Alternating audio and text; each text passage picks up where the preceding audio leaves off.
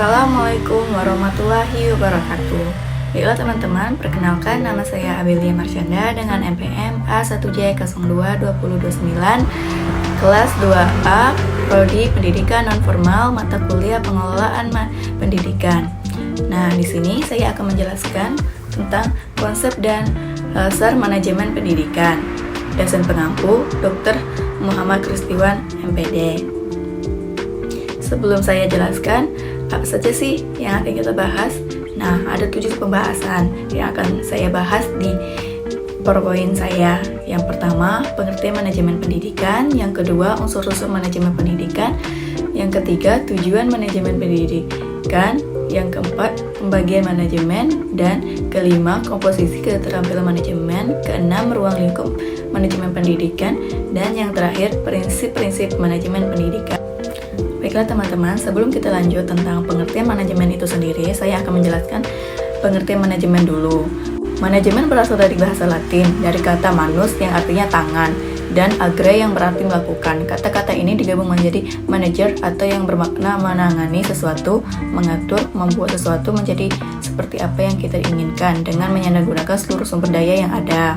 Sedangkan pengertian Pendidikan adalah setiap usaha, pengaruh, perlindungan, dan bantuan yang diberikan kepada anak tertuju kepada pendewasaan anak itu, atau lebih tepat membantu anak agar cukup, cakap, melaksanakan tugas hidupnya sendiri.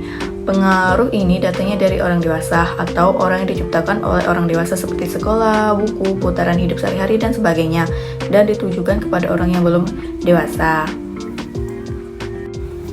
Nah, itu dia pengertian manajer dan pendidikan. Nah, sedangkan pengertian manajemen pendidikan secara umum yaitu manajemen pendidikan adalah sesuatu kegiatan atau rangkaian kegiatan yang berupa proses pengolahan usaha kerja sama kelompok manusia yang tergabung dalam organisasi pendidikan untuk mencapai tujuan pendidikan yang telah ditetapkan sebelumnya dengan manfaatkan sumber daya yang ada dan menggunakan fungsi-fungsi manajemen agar tercapainya tujuan secara efektif dan efisien.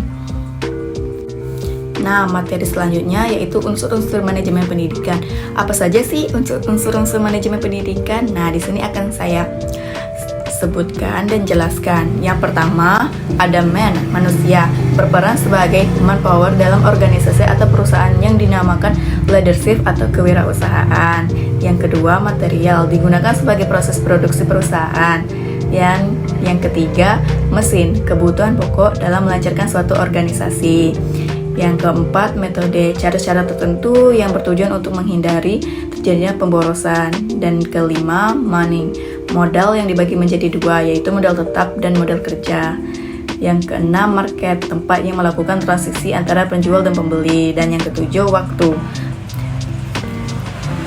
Dan selanjutnya kita lanjut ya, tujuan dan manfaat manajemen pendidikan.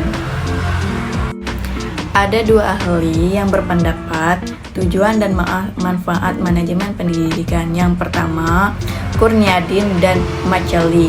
Kurniadin dan Maceli berpendapat tujuan dan manfaat manajemen yaitu terwujudnya suasana belajar yang kreatif, aktif, mengembangkan potensi dirinya, tercapai tujuan pendidikan yang efektif. Dan yang kedua, Fata berpendapat tujuan dan manfaat manajemen pendidikan yaitu terrealisasinya masalah mutu pendidikan, tercapainya tujuan efektif dan efisien. Nah, pembagian manajemen itu sendiri terbagi menjadi 3, yaitu yang pertama manajemen puncak, yang kedua manajemen menengah, dan yang ketiga manajemen pelaksanaan.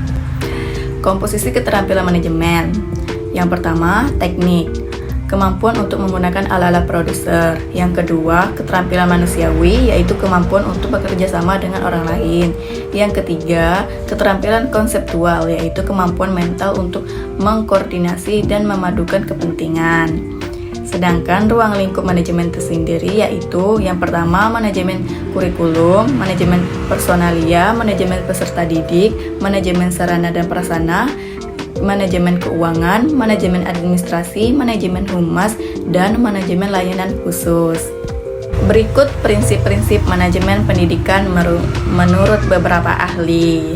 Baiklah, di sini akan saya jelaskan. Yang pertama ada menurut Douglas 1963, 13 sampai 17. Menurut Douglas, prinsip-prinsip manajemen yaitu yang pertama, memprioritaskan tujuan di atas kepentingan pribadi. Yang kedua, memberikan tanggung jawab. Yang ketiga, mengenal faktor-faktor psikologi manusia.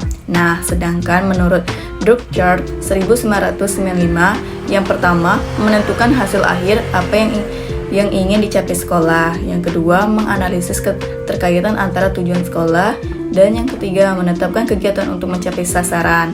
Baiklah, itu dia per poin dari saya. Lebih dan kurang saya minta maaf. Saya ucapkan terima kasih dan sampai jumpa.